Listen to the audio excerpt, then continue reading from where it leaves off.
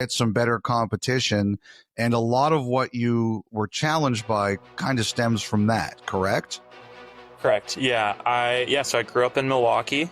I have a younger brother and an older sister, and we grew up playing every single sport. My sister was a little more of like the theater arts person.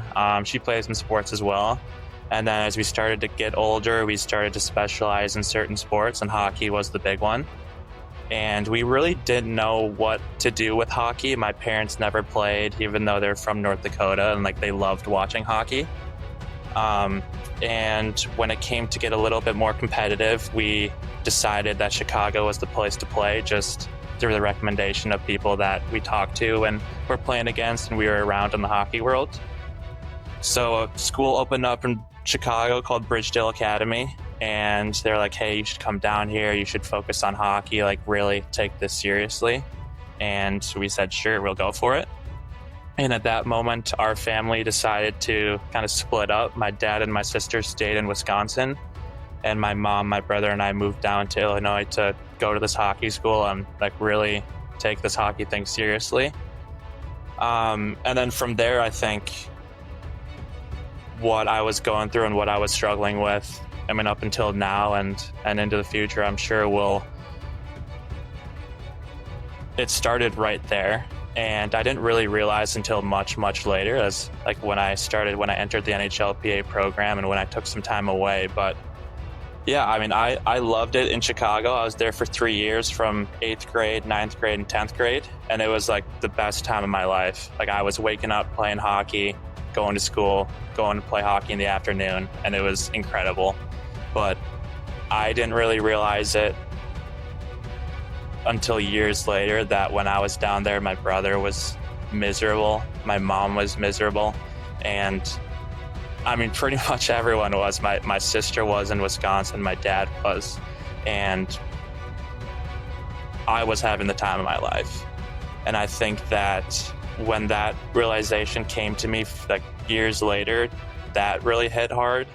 And knowing that everyone went through a tough time when I was having a blast with friends, when I was living like my best life, that guilt really weighed upon me. And I'm sure it was added with a lot of other things that I came to realize in therapy. But yeah, it was, it wasn't easy, and it was something to really grapple with. But the big thing with the move to Chicago was like I was just a kid, but for years, really until I went to therapy and I entered the NHL program, I thought that what happened to my family with eventually my parents' divorce, my sister's depression later in life, and my mom, things she struggled with depression and else when she was in Illinois with us, I definitely took that to heart and I took ownership of that. And I thought they were all doing the Chicago move for me to play hockey, for me to get here, for me to make the teams that would allow me to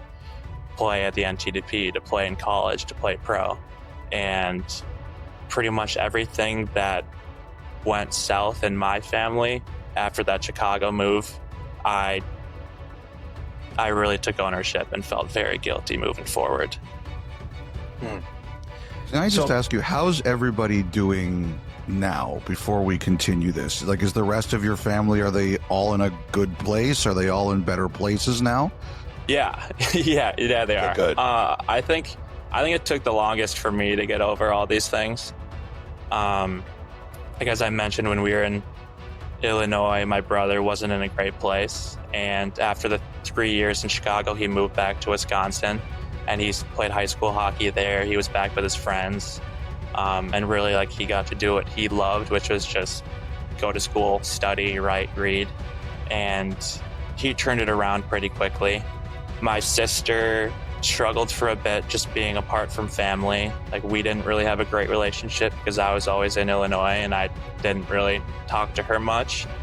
But she went through it pretty tough in college, but she's still working on it. I think one thing that really has helped her is therapy, as did with me, and she's on medication as well, and it's still a battle for her, but think she's really doing well now, and she's getting married here in September. So Nice. a little stress there, I know, but a lot of excitement, and it's in Milwaukee, so we're all really excited for that. And then, yeah, my mom, she's doing great. She had some tough years in Chicago and some tough years a little bit afterwards. She's now back in Milwaukee as well, but she's doing really well. And then my dad is thriving up north. He got a place in Door County, so he's seemed to take all of this a little better than others, but yeah, who really knows what's going on there? Okay, well, I wonder, Sven, like, I mean, as you know, like, parents by and large, they want what's best for their kids. So I wonder, for you yourself, when you came to this realization years later and the feelings that you started to have, like, what were those conversations like with your family? Yeah, so I started to come to the realization that things were going a little south for me when I started probably a few years into college. But with my parents, when I was living in Michigan, so I lived in Chicago for 3 years, and then I played juniors out in Michigan and Plymouth for 2.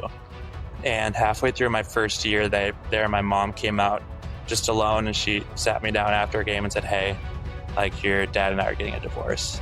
And if she had told me that maybe a year before, I would have been shocked. But I was around like a loving billet family that like had family dinners every single night, that would make jokes, that would have fun together. And when I moved there, I really realized what a family looks like how much fun you can have, just like how you can joke around, how everyone clearly loves and likes each other.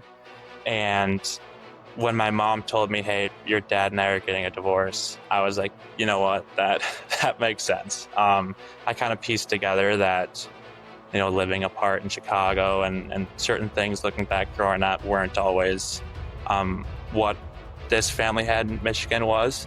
But yeah, I think at that moment I pieced it together. So you went through, and one of the stories that you said behind the scenes is that you found a therapist last summer, the summer of 2024, that really helped you get to where you needed to go. And that you had said earlier in the interview that you were retired, you were done. But the work with this therapist brought you back. How did she help? And this is an NHLPA part of the program therapist, correct? In Chicago? Yeah. So how did she help you? How did she get you into a better place? Yeah, she was incredible. So I've had coaches and people telling me to get therapy for forever, pretty much all my life. Like, I grew up going to therapy for certain reasons, and then when I was in NTDP, when I was in juniors for the U18 team, my coach, Seth Thappert, there just said, pulled me aside, said, "Hey, you're not looking like yourself. Talk to this therapist." And I was like, all right, I'm fine.